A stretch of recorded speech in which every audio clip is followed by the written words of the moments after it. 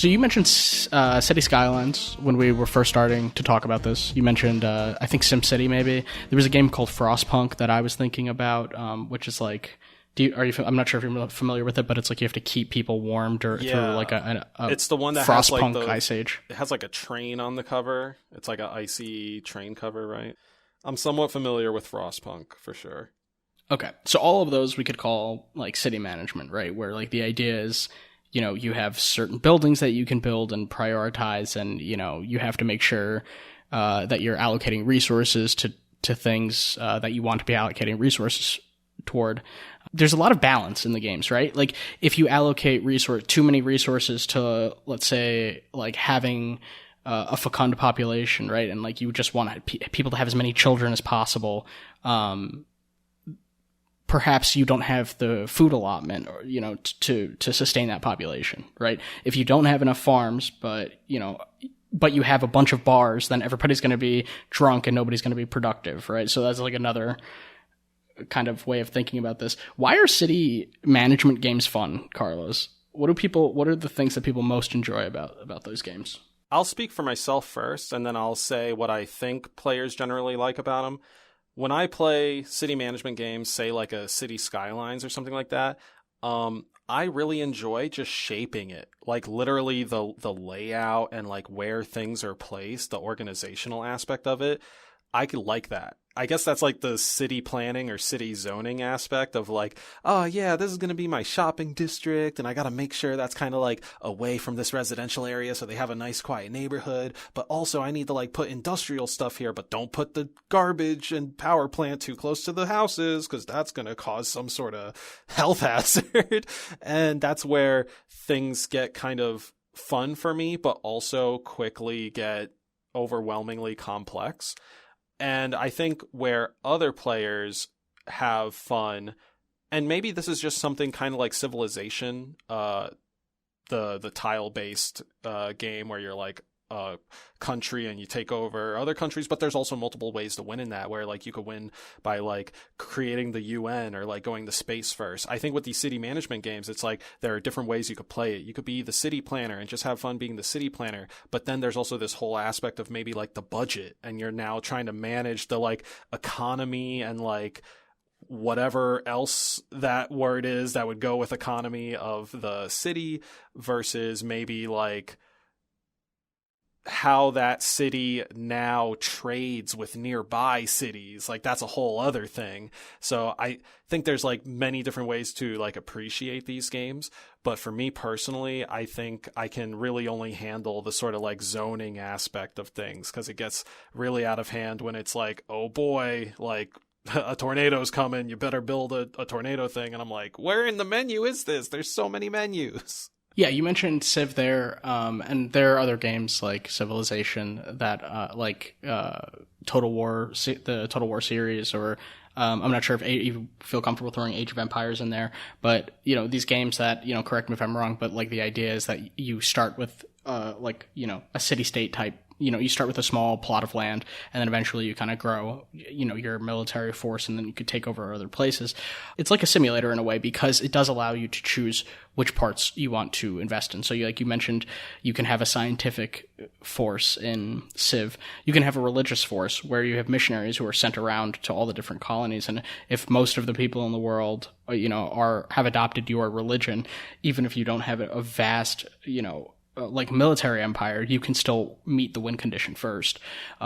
So I think for those, the city, what are we calling them? Like the city management games?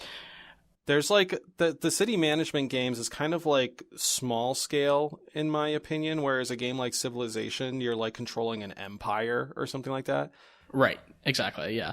It's like instead of one city, it's many cities, and your goal is to try to acquire as many cities as possible. But they have similar principles where it's like, which buildings am I going to build? How am I allocating resources? How am I trading with other cities and or communities around me? For sure. Yeah.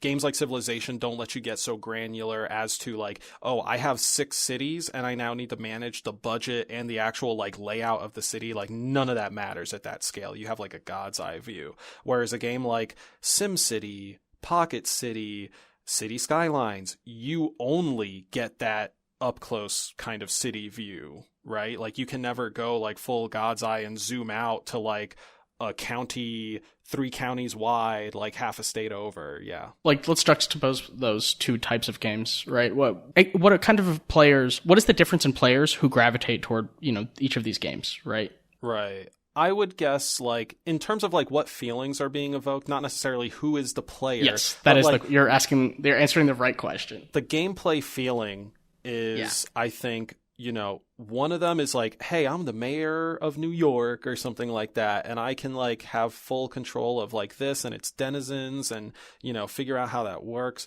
The other one, Civilization or 4X games, as they are classified in genre. This is 4X? What does that mean? Yeah, 4X. Let me break this down. So the term 4X is an abbreviation for explore, expand, exploit, exterminate. It's a subgenre of strategy-based games, and this could be both turn-based or real-time. And generally, it revolves around building an empire, and that's what I called out earlier, is like focusing on like a city, like one state, whatever, versus an entire empire. And that's like such a feeling of power. Like games like 4X games give this sort of power fantasy in a sense. If you can create like a massive army or this massive community that then can influence like a global like change, that's a great feeling and a great journey for a player to like go through, starting with like, well, Civilization, again, we're talking all about that. So we'll start with that. Like, you could start out as cavemen, one tribe of cavemen in Civilization, and then guide those cavemen to ultimately be the United States of America now shooting a rocket into space, which makes them win the game or something like that.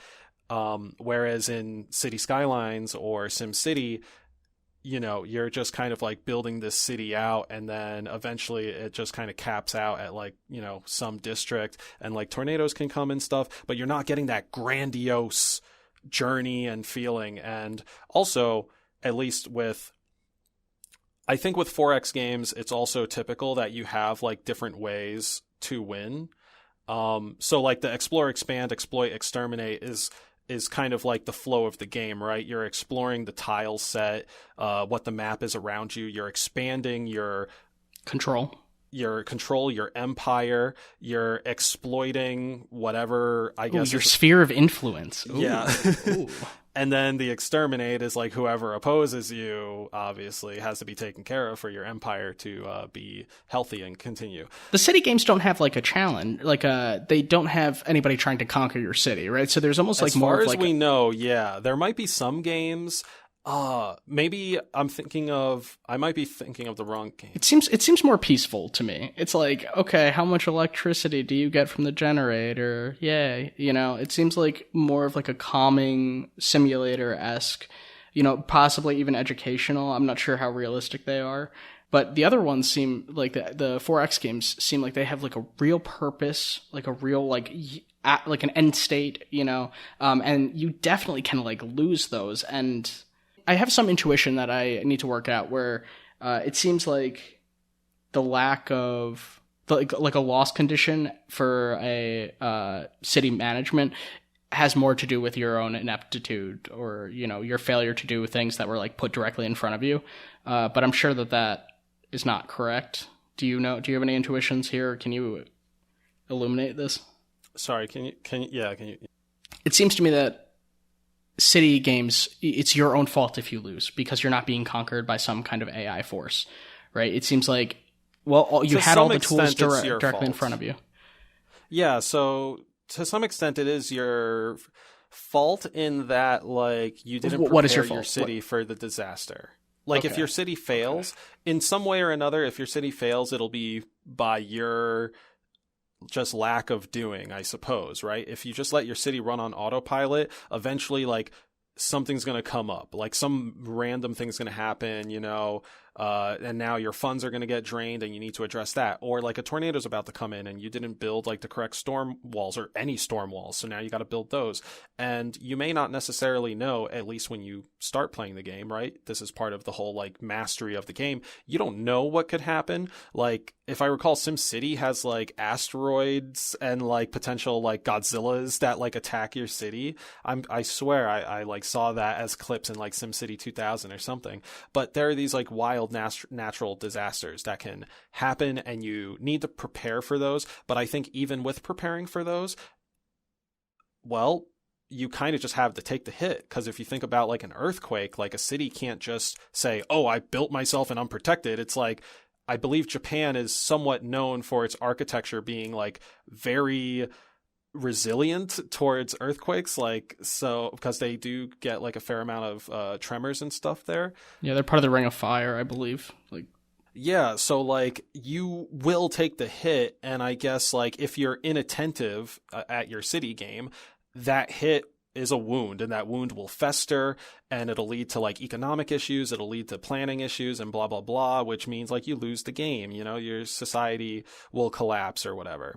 Whereas in the 4X games, the empire management games, you are getting conquered by another force, or, you know, basically your influence is really what is your win-loss condition to some extent. Whether it's like religiously, you have now influenced the entire world. Culturally, you are the most like influential thing on the planet. Or if like for science, like now you've gone into space and like that's influenced everyone to look to the stars. Like it's all about influence there. Another thing that you mentioned that's just hitting me is that there's more design. There's more like beauty and design and customizability, I guess, in the city planning stuff. In the city planning stuff, yes. Oh, whereas if I'm gonna play Total War and it's like, I want you to build a smithy, right? Is that what they call blacksmith areas? If I'm like playing a barracks, Total War, a smithy. Yes, exactly. Dude, you can even make the 7 wonders of the world, you know, to make the cultural victory in Civ. But like, do you know how that looks when you do actually build it? Very boring. I really it's just don't. a little hex tile. That's the answer. It looks very boring. It's not like in City Skylines where you could zoom in all the way to your city street and see these tiny little, like, almost Lego looking like characters walking around the roads you've created for them and driving their cute little Google map cars like all over the place. It's all just, you know, when it zooms out to empire management, it's all really just kind of these board game hex tiles, and that's very intentional, but you do lose that level of intimacy and also creativity that comes with the layout of your city. And I wanted to mention that, like, I think it was like the City Skylines subreddit, or there is a specific subreddit for aesthetically pleasing cities in City Skylines, because people went wild with like the flexibility of like the tools in that game and just built these great highway systems. And there are like satisfying gifs of just like traffic perfectly flowing through some of these like city setups. And that's like, you can't get that with 4X games, Civilization and what have you. I don't know. I mean, we could also talk about like the level of control. You know, I mean, with these games, you have a point of view that you really don't have in other games, right? They're kind of unique in that you're not playing there's no playable character. You kind of have a god's eye view, or you know, all the characters, all the art within the game are not like individuals that you control, but like they're just they're almost like this. They're not a hive mind, but they almost feel like a hive mind, because you're like, hey, they're my dudes. You know, they want to make the city go.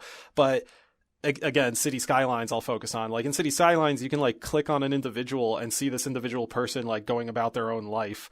And, you know, it's like, oh, well, I'm going to go down to Dunkin' Donuts and get my Dunkin' Donuts, and then I'm going to drive my Google car over to the industrial plant.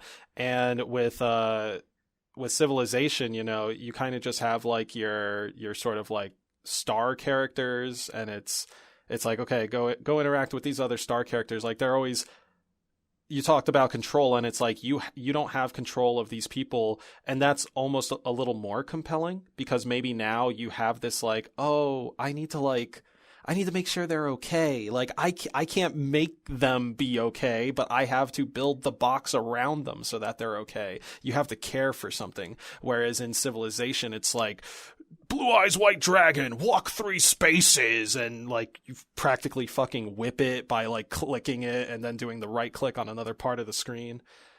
What do you think about the level of control between a city management versus an empire management? Yeah, do you remember the game Lemonade Stand? It was like vaguely, it was like a computer game. Yeah, it was a browser game. And like basically you were just some kid and you had to figure out how much, like how much to charge for a cup of lemonade.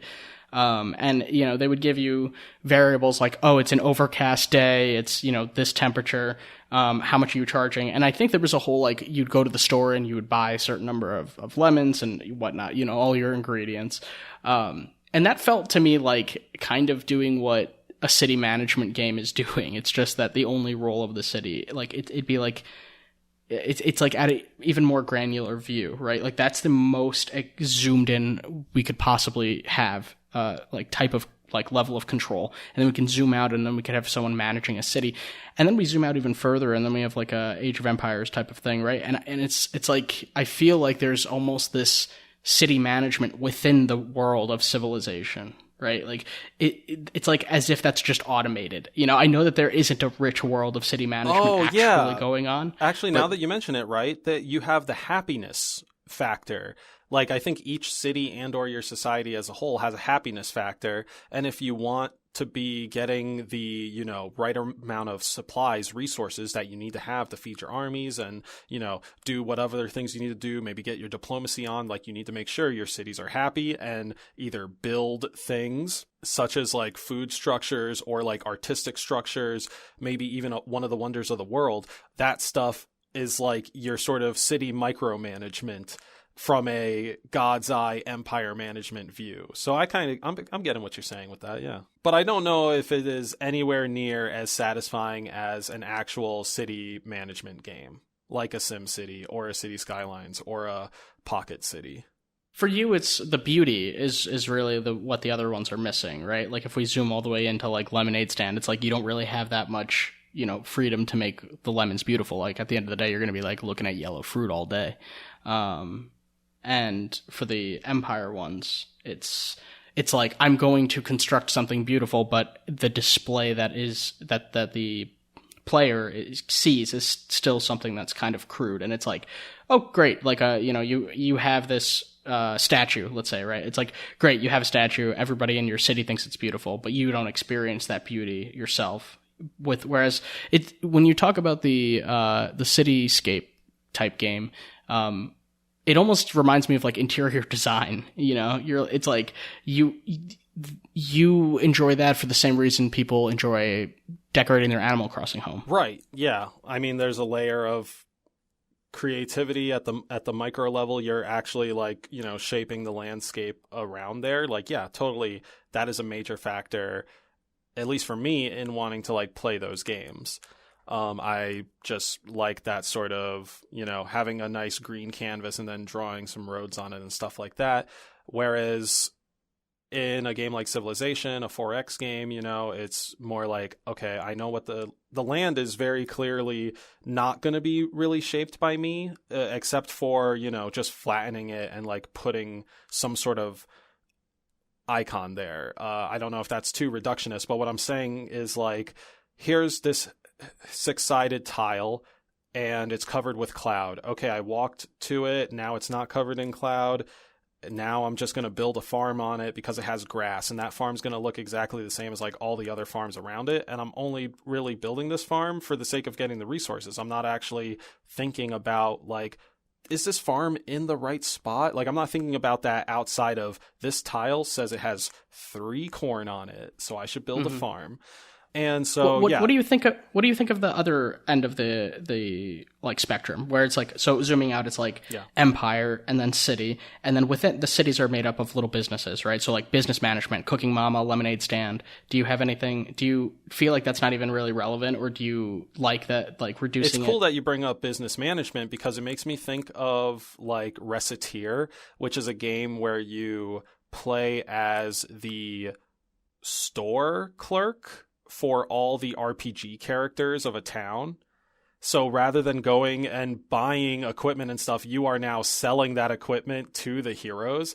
And more so, you are actually haggling with them. So like the main mechanics are around like negotiating prices, valuing your items, and like putting them up in display stands. So you're kind of like also figuring out what the layout of your store is, right? To get a good flow of customers and things like that.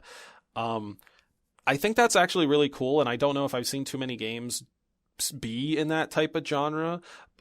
Business management, though, to me definitely seems more like the lemonade stand kind of like just straightforward. I'm looking at like flat text and numbers, as opposed to, say, I guess Recettear, which has more of that element of like kind of moving around this like little area and then interacting with like other characters, and the sort of haggling aspect is like pretty neat. It would be cool to see like more of that, and just have that be part of like this like weird hierarchy where it's like, oh, do I want to play like Dunkin' Donuts sim? One other aspect of that, I think, in Recettear is that you're paying off a big debt, which we've seen in Animal Crossing and other titles. But I guess that is part of the meta of business management, right? You take out like a major loan, you rent out a space, and now you're trying to like break even and then turn a profit. And that takes a very long time. And I don't know how often like games are highlighting that, and that just seems like a cool thing to me. It seems like just like a good way to kind of like put a general overarching goal into this type of game that may otherwise seem like I'm just doing this ad nauseum. Maybe it's like, oh, well, I'm doing this till I reach this amount of money so I could buy this thing, and then that would end up beating the game or something like that.